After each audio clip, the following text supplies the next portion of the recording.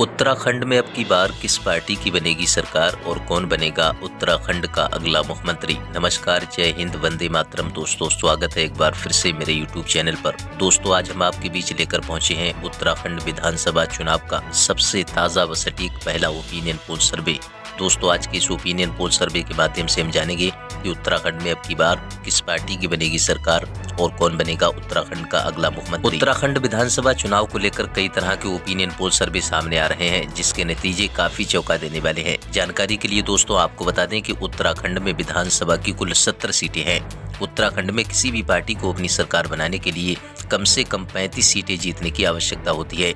चलिए दोस्तों, शुरू करते हैं उत्तराखंड की कुल 70 विधानसभा सीटों का सबसे सटीक व ताज़ा ओपिनियन पोल सर्वे और जान लेते हैं कि अब की बार उत्तराखंड में किस पार्टी की बनेगी सरकार, कांग्रेस गठबंधन की सरकार या फिर बीजेपी गठबंधन की सरकार।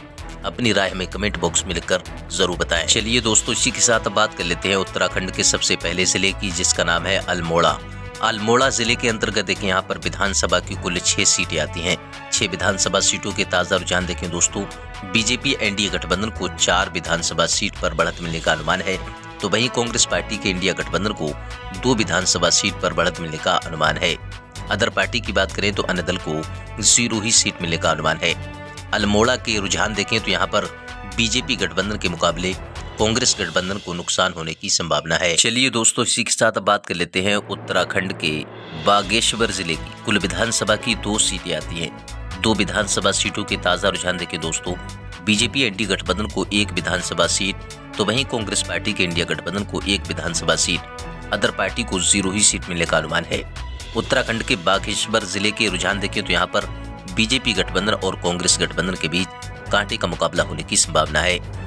चलिए दोस्तों, इसी के साथ बात कर लेते हैं उत्तराखंड के चमोली जिले की कुल विधानसभा की 3 सीटें आती हैं। बीजेपी एनडीए गठबंधन को 2 विधानसभा सीट, तो वहीं कांग्रेस पार्टी के इंडिया गठबंधन को 1 विधानसभा सीट, अदर पार्टी को 0 ही सीट मिलने का अनुमान है।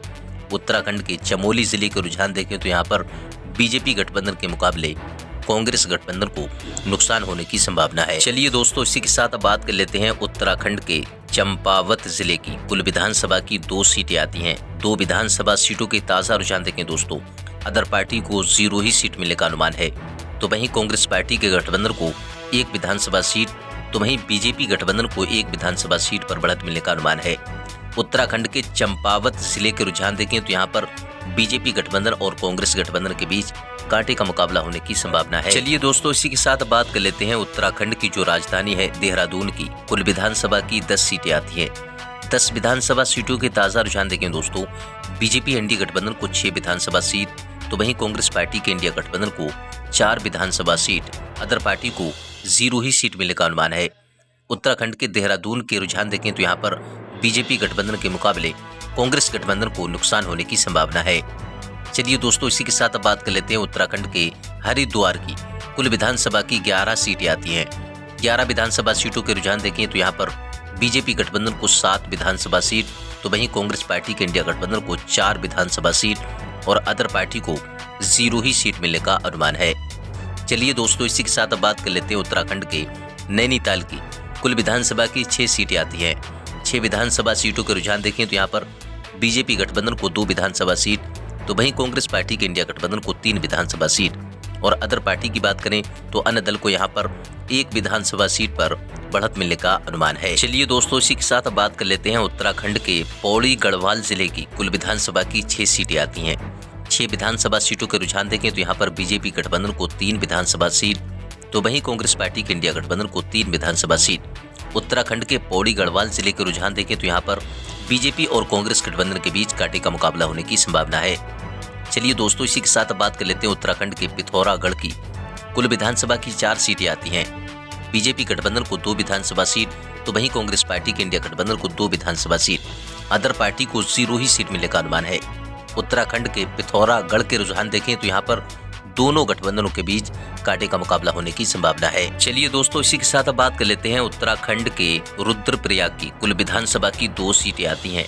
बीजेपी गठबंधन को 1 विधानसभा सीट, तो वहीं कांग्रेस गठबंधन को 1 विधानसभा सीट। उत्तराखंड के रुद्रप्रयाग के अंतर्गत देखें, यहाँ पर 2 विधानसभा सीटें आती हैं और यहाँ पर दोनों पार्टियों के गठबंधनों के बीच कांटे का मुकाबला होने की संभावना है। चलिए दोस्तों, इसी के साथ अब बात कर लेते हैं उत्तराखंड के टिहरी गढ़वाल की। 6 विधानसभा सीटें आती हैं। रुझान देखें तो यहाँ पर बीजेपी गठबंधन को 2 विधानसभा सीट, तो वहीं कांग्रेस गठबंधन को 4 विधानसभा सीट और अदर पार्टी को 0 ही सीट मिलने का अनुमान है। चलिए दोस्तों, इसी के साथ अब बात कर लेते हैं उत्तराखंड के उधम सिंह नगर की। कुल विधानसभा की 9 सीटें आती हैं। बीजेपी गठबंधन को 2 विधानसभा सीट, कांग्रेस गठबंधन को 7 विधानसभा सीट, अदर पार्टी को 0 ही सीट मिलने का अनुमान है। चलिए दोस्तों, इसी के साथ अब बात कर लेते हैं उत्तराखंड के उत्तरकाशी की। कुल विधानसभा की 3 सीटें आती हैं। बीजेपी गठबंधन को 1 विधानसभा सीट, तो वहीं कांग्रेस गठबंधन को 2 विधानसभा सीट, अदर पार्टी को 0 ही सीट मिलने का अनुमान है। दोस्तों, उत्तराखंड विधानसभा चुनाव को लेकर आपकी क्या राय है? सत्ताधारी पार्टी बीजेपी वापसी करेगी या फिर कांग्रेस गठबंधन की सरकार बनेगी? अपनी राय हमें कमेंट बॉक्स में लिखकर जरूर बताएं।